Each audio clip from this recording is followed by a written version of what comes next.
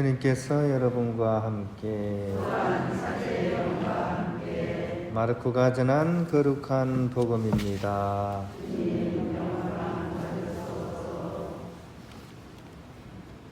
그때 예수님께서 산에 올라가시어 당신께서 원하시는 이들을 가까이 부르시니 그들이 그분께 나아왔다. 그분께서는 12를 세우시고 그들을 사도라 이름하셨다. 그들을 당신과 함께 지내게 하시고 그들을 파견하시어 복음을 선포하게 하시며 마귀들을 쫓아내는 권한을 가지게 하시려는 것이었다. 이렇게 예수님께서 12를 세우셨는데 그들은 베드로라는 이름을 붙여주신 시몬, 천둥의 아들들이라는 뜻으로 보아네르게스라는 이름을 붙여주신 제베데오의 아들 야고보와 그의 동생 요한, 그리고 안드레아, 필립보, 바르톨로메오, 마테오, 토마스, 알페오의 아들 야고보, 타데오, 열혈당원 시몬, 또 예수님을 팔아넘긴 유다 이스카리옷이다. 주님의 말씀입니다. 평안을 빕니다. 요즘 우리나라의 그런 아주 유명한 절이죠. 천년고찰, 또 법보사찰 이렇게 불리는 합천해인사에서 좀 약간 문제가 이렇게 많이 발생하고 있습니다. 그러니까 주지 스님이 좀 약간 추문이 좀 발생해가지고 이제 사직을 하게 되면서 이제 그 주지직을 놓고서 또 막 스님들끼리 막 몸싸움을 벌이고 또 이 그 절에 약간 소속이 된 주요 이제 스님들이 지금 동황그 기간이거든요. 겨울에 이제 들어가서 수행하는 그런 기간인데 지금 태국에 가가지고 골프 치다가 걸려가지고 그래서 막 굉장히 말이 많습니다. 그래서 아마 불자들이 아주 실망이 이제 크실 것 같아요. 근데 이 불교가 이렇게 위태위태해 보이면서도 또 이내 좀 지나면 또 중심을 잡을 거예요. 그 이유가 뭘까요? 그동안 여러 가지 문제들 많이 봤잖아요. 스님들이 막 뭐 도박을 하다가 막 문제 생기기도 하고 뭐 그러면서도 이 불교는 그래도 꾸역꾸역 잘 굴러가죠, 그죠? 그 이유가 뭘까요? 여러 가지 이유가 있겠지만 저는 그 이제 불교의 동력은 어디 있냐 하면 아무도 알아주지 않는데도 불구하고 치열하게 수행을 하는 스님들이 아직 있기 때문입니다. 산속에 깊은 데 가면 암자가 다 있죠, 그죠? 거기에는 그래도 누가 알아주건 알아주지 않건 거기서 정말 생사를 걸고 수행하는 스님들이 없잖아 있습니다. 그렇기 때문에 사실은 아직까지 이런 문제가 발생함에도 불구하고 그래도 계속 이어갈 수 있는 거죠. 그리고 그분들이 그렇게 수행을 하고 나서 떠나가는 그 모습이 참 아름답다는 생각이 들어요. 이제 암자는 뭐 누가 특허를 내서 뭐 아니면 뭐 접수를 받아서 가는 게 아니거든요.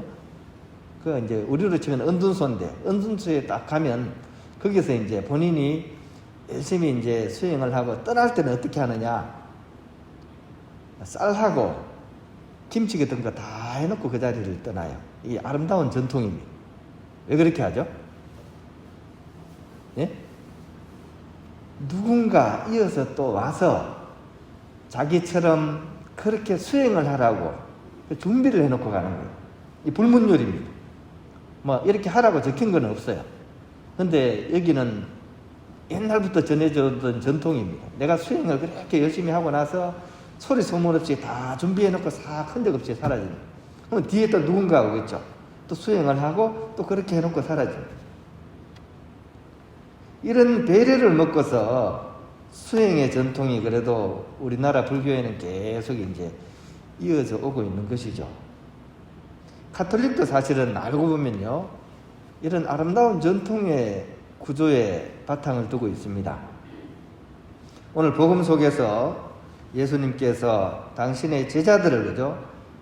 불러 모으시죠. 그 중에서 특별히 12를 수제자들로서 그죠? 이렇게 뽑죠. 이 제자들이 누굴 것 같습니까? 제자들이 어떤 의미일 것 같습니까? 제가 앞에서 말씀드렸던 바로 그것과 같은 맥락입니다.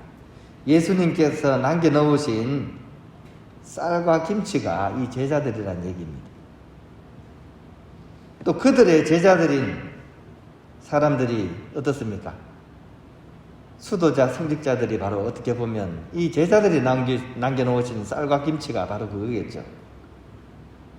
또 그들을 쌀과 김치로 이렇게 먹는 분들이 또 교우들이잖아요. 그죠? 그리고 또 이 교우들은 어떻게 쌀과 김치가 되어가지고 세상 사람들을 먹여 살리는 거죠. 이런 구조가 그리스도인의 그런 삶이라고 하겠습니다.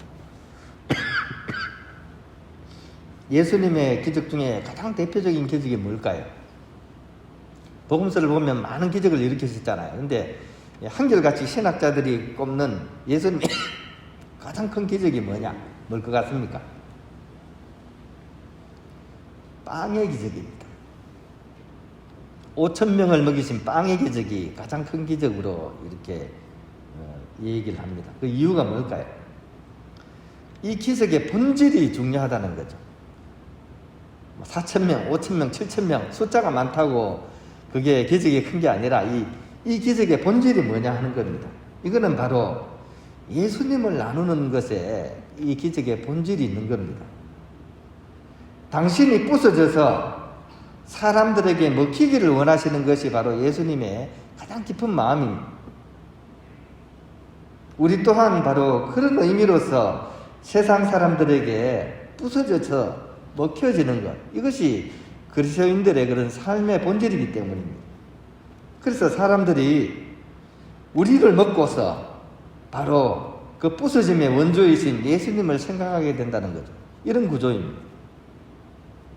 그래서 우리는 세상 사람들에게 있어서 밥과 김치, 또 복음의 의미로 얘기하면 빵이 되어야 되는 그런 사람들이라고 할 것입니다. 그리고 지금 우리가 여기 모여있는 이곳은 어디죠? 그러면 빵이 모여있는 곳이 뭡니까? 빵집이죠. 그래서 여기는 빵집이 되는 겁니다.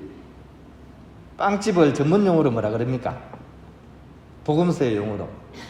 그게 베들레헴입니다. 베들레헴. 베들레헴이란 뜻 자체가 빵집이란 뜻이에요. 그래서 여러분들이 오늘 이렇게 집을 나서서 올 때 옆집에 아줌마가 물어요. 어디 가십니까? 그러면 어디 가다 그래야 됩니까? 나 빵집 간다 그래야 됩니다. 오늘 빵집에 오신 거예요. 그래서 우리가 조금 이따 미사를 거행하고 나서 예수님의 그 빵을 우리에게 모시고 우리가 또 끝나서 나가서는 어떻게 사람들에게 이 빵을 나누면서 그분들로 하여금 예수님을 기억하게 해주는 것, 이것이 오늘 우리가 해야 될 가장 중요한 일이라는 것을 우리가 오늘 복음을 통해서 묵상해낼 수 있어야 되겠습니다.